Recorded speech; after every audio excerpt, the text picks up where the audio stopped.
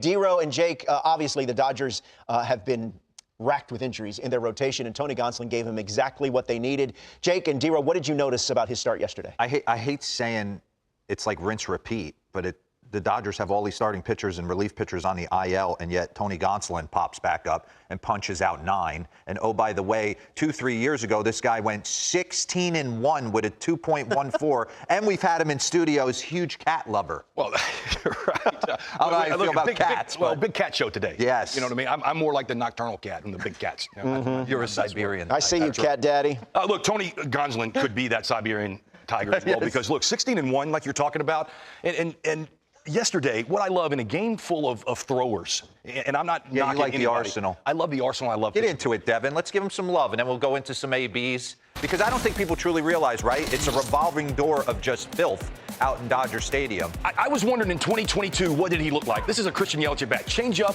curveball.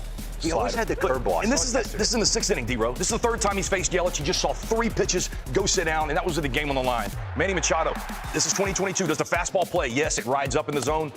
Goldschmidt, MVP candidate, taking pitiful swings. That was the stuff in what we saw in 2022. Pause this. I don't want to get into these Marlins at bats. So I want to bring up, because I was sitting there yesterday, and I'm texting Nays. I'm like, I want to know if his stuff was the same as it was in 2022. Was the pitch usage the same? How do you attack the righties? How do you attack the lefties? So bring up the first off, bring up the board of where he sits ERA plus wise. How good he has been when he's right. And you look right here, ERA plus leaders, Peeps, since the start of 2019. He's kind of on par when he's healthy and pitching great with the McClanahan, Sonny Grays, Zach Wheelers. Oh, this is the best we got to offer. I mean, every one of these guys are long-term locked up in huge deals. And Tony Gonsolin is in that same conversation. Yeah. You just don't think it. But when you have the year that he had in 2022, you don't luck up and put that kind of success together. You know what you're doing out there. Yeah. He's got an idea and a game plan. You pair that with Will Smith and Mark Pryor and what the Dodgers have, you're going to see the success that he's had. All right, bring up how he attacks right-handers. So this first right-handed hitters. 2022, when he was on his game, fastball 36% of the time. He dumbed it down yesterday, first time back. Whether that's Marlins related, we will find out. But 26% of the time, he upped his slider usage, upped his splitter. He's the complete pitcher. But the thing that I only cared about is I saw 93 miles an hour on average in 22, and I saw 93 miles an hour on Wednesday. That's the thing for me. Like, does he have his stuff? When he started to get hurt, and we'll show this later, the fastball started to run and lose the carry yesterday. And in that clip that we just saw with him being able to get that 92 miles an hour by Manning, that ball's got to be able to ride and have the late life and not be dropping. And yesterday we saw that. This guy, I mean, it's 92 top of the zone, nasty slider. Watch where he places this. I mean, you can't throw it better. Pause this. So 0-2. If I'm Ramirez at the plate right now, I'm telling myself I'm eliminating pull side. I have to honor that breaking ball because I just swung and missed and thought it was a strike. So I have to let the heater get deep and try and shoot everything up the middle the other way. Let's see what he does. 0-2. look at Will Smith's target, where he's asking for. I mean, it's just a perfect pitch. But and you see, that was a little bit shorter and that was a little bit shorter and tighter. That was 2 different breaking balls right there. First at bat, fastball showed you 2 different breaking balls, and I showed you in that Yelich at bat. You have no idea what's coming. You use variations of your breaking ball. Absolutely, right? you have to make it through the lineup 3rd time. That's why I showed you that Christian Yelich at bat. That was his 3rd at bat, and he showed him 3 different pitches. There's no way. And what I think Tony's going to do when you bring up the board for me that shows his off speed in the hardest hit off speed. This is what yesterday you saw versus the righties. The fastball usage went down. Yes. Right? And so what that means is off speed usage is up. When, I don't know if we got that board. This is right here. You see highest run value on non-fastballs in the 22 season. Tony Gonsolin, when he throws off speed, you are out. Right? So I saw yesterday the split and the off speed coming more into play versus the righties especially. But this is what I love about Tony is it's off speed and it's unhittable. Yeah. And you have no idea what's coming. How did you, I love teaching here. How did you manipulate your breaking ball? Did you change your grip? Did you change, how did you go about that? Well, for me, it was two things. Curveball, slider, sweepy. Your grip. Like if you see that slider that he threw that was 85 miles an hour, the one that you said was good, I would wrap that a little bit and put it in my hand and really wrap it. You can start to get the ball out here on your fingertips and play it. The last pitch that he struck out the first righty on was a little cutter. Yeah. I thought it was crucial. I like to do it the opposite. I like to show you my little short one and then get the bigger one with the slower break. But if you don't have 2 different looks with a breaking ball, by your 3rd at bat, you've seen it 2 at bats, and it's the same shape, speed. You're in trouble. Gonsolin, complete pitcher. And let's go back to the tape. Yeah, let's see how he attacks lefties. right here. Again, look where Will Smith's asking for the ball, and look where it's at. And this ball at 91 miles an hour is playing because of this right here. Good spit right there, nasty split. So you think, I mean, you're not expecting 12-6. Bring up the board on him attacking left-handers. See if it's different than righties. So fastball back in 2022, how do you attack the left-handed hitter? Fastball split. Yeah, you see right here, he's using the fastball more. It was always critical for me to get the left-handers on the fastball. You can play with the righties with the off-speed, but if you have to make these lefties honor the fastball at the top of the zone. Again, I think this is all by design. It's just one start, so we'll see how these numbers play out. Again, the most important number is this velocity. I know. Is back to where it was. We'll roll the tape back to what he did yesterday. I like the little get-me-over breaking ball he's got, though. He can wipe you out with it. He can steal a strike with it. Top of the zone cutter. He hated that pitch. He wanted that one back. But he can make the ball dance. 0-2, he's getting bad swing and miss. This is what Maddox looked like. Guys, this is what Greg Maddox looked like when I played with him. He wasn't throwing this hard, but he had these pitches, this fastball changeup. That changeup is as good as one that exists in the game.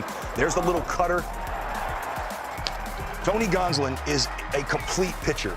He goes out and he dictates the count. He understands my stuff doesn't play if I'm behind in the count. Yeah. But when he is behind in the count and the count's against him, he can flip that breaking ball in there. He can play with that cutter. The changeup is for strikes, but for the most part, it's diving out of the zone. And when in doubt, when he's in trouble, you're going to hit that off speed because of what we just showed. The lowest opponent's average of off speed, Sandy Alcantara had him. If the kids take anything from that, get ahead. Because you see all that swing and miss on balls out of the zone. If you're 1-0, 2-0, I am not honoring that pitch. Kids, if you take anything from that, from me, off that, it's location, location, location. All we think about today is velocity and how we can get more and what we can do with our body. Watch Tony Gonsolin pitch and watch where Will Smith's asking for the ball. Watch the different shapes, sizes that he delivers in. That's pitching. That is an art form of what he's out there doing. My hat's off to him. And look, if he comes back again, we talk about embarrassment of riches. And Kameron Misner, the first player in MLB history to hit a walk-off home run on opening day for his first career home run. Dero's had his eye on our next guest for a while. Loves the body, the way it moves, his football background. And we are so thrilled to have Kameron Misner with us on MLB Central. Good morning to you. Thanks so much for joining us, Kameron. You said something the other day post-game. You said, I look into the dugout and I see guys I've been cheering for a while, and they're cheering for me. What's been the highlight for you so far? I think what you said is the biggest thing. I think being able to make the opening day roster and come in here and just be able to help the team win and do everything I can to do that. Gain the team's trust and play hard and like I said, help them win. What was said to you when you made it? What was the conversation like? It was more so we need you. You're here. Let's go win and we need you to step up and play some good baseball and I feel like that's what I've tried to do. It was a whirlwind 48 hours before that season began because you jumped on a plane to Tampa the day before opening day. Have you gotten your truck back from the parking lot in Durham? I do. I got everything I need. Because I know a guy that you should definitely not send it to. Okay? You should not send him your truck. Hey, Kameron, I talked to your manager yesterday, Kevin Cash, about the adjustments. He said it was noticeable when you showed up to spring, the swing adjustments you made. You went to Maven in Atlanta in the offseason. Can you take me behind the curtain, us behind the curtain a little bit and tell us what you did differently? Right. I mean, last year got called up for a month, had a few at-bats kind of spread out. Was in a different role than I was normally playing. Was kind of uncomfortable and kind of got exposed. There's some swing changes I need to clean up. I need to keep my barrel in the zone a little longer, and that's what I did in Maven this offseason. How hard was it for you to make that change? I mean, it wasn't easy. I think I watched the last 3 games of the World Series in Atlanta, and then I drove down to spring training from Atlanta. So a little different offseason for me, but there's a lot of good days and there's a lot of bad days. But, I'm very appreciative for my time there. And how long after you make the adjustment do you feel comfortable? I was pretty comfortable the whole time. I think once I got into spring training and got several at-bats and was having success with it, just felt a little more confident in the box and trusted the work that I had put in. We could talk baseball forever, but you have ostrich boots, so you're right up my alley. Do you? Did you have them made? You're a farm kid. Tell me about your upbringing and your childhood, Kameron. I did. I grew up in a very rural country area. I've worn boots my whole life. People see them a little differently down here, but where I'm from, everybody wears them. It's just kind of normal. But you're right, I have ostrich boots. They were straight off the shelf. They're nothing special, but I love them. It's my favorite pair. It's what I board the plane with. Did your family can corn and salsa? This is what I do with my free time. I mean, what? What? Yeah, did you? Yeah. No, didn't do that. kind of one side of my family has a cattle farm, and the other side's kind of row crop. So a little mixture of both. Okay. And you come from a big football background. Because as soon as you put the headset on, the size of your neck, I'm like, this guy playing in the NFL. Yeah, I did. My brother, my dad played college football. I have some uncles, grandpa, they all played college football. I always loved football. It's one of my favorite sports. I just had a little kind of an itch for baseball. I was a little better at it. The quarterback position, I always threw the football like I did a baseball, so I could never throw a spiral very good, but I could throw it far. Baseball is just, I had more itch for baseball. I was a little better at it, and you don't have to line up with 300-pound guys either, so a little easier on the body. Well, speaking of throwing, Mason Miller throws a very, very hot fastball, and that was your first career hit off Mason Miller last season. What do you recall about that moment? I remember him being heavy heaters, and I remember being on deck, and the lefty in front of me got 3 or 4 sliders. So I remember walking up there and be like, well, I'm sitting on a heater, and hopefully he throws it to me, and he did. Who do you model your game after, if anyone?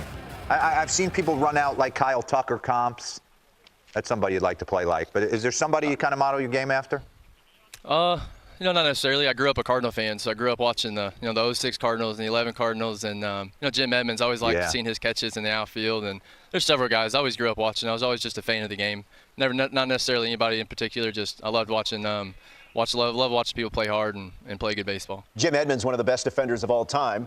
How about you? Where do you feel like your game is at defensively?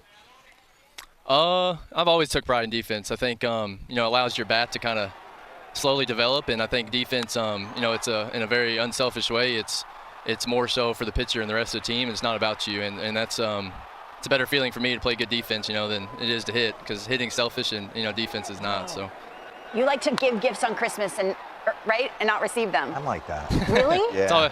No, not me. I want the gifts. Is that you? It's a little better to give them than receive them. I'd agree with that. Hey, Kameron, I want to. I was watching a game. The Yankees were in town. I'm going to take you under the hood a little bit.